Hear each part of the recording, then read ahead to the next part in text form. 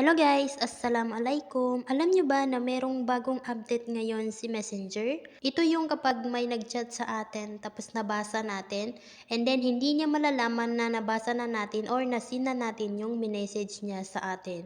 Gusto mong malaman ay panoorin mo lang ang video na ito at kung hindi ka pa nakafollow ay paki-follow lang ang aking page. So punta lang tayo dito sa ating Messenger. Kapag andito na tayo sa ating messenger ay pupunta lang tayo dito sa 3 lines na to sa pinakataas. And then punta lang tayo dito sa settings. Dito naman ay hanapin natin ang privacy and safety. So i-click natin. Dito naman ay i-click natin itong read receipt.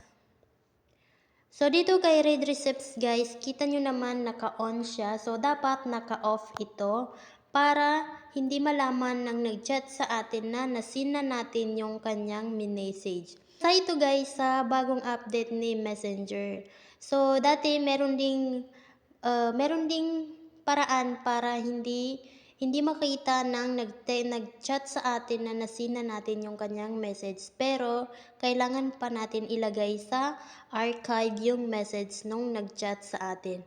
Pero dito guys ay i-off lang natin itong read receipts ay hindi na niya malalaman na nasina natin or nabasa na natin yung kanyang chat. So 'di ba guys, ang galing nito kasi 'di ba kahit nabasa na natin ay hindi nila malalaman. So ang pagkakaalam nila ay hindi pa natin nabasa or hindi pa tayo naka-online. So ganun lang kadali guys. Sana may natutunan kayo sa video na ito.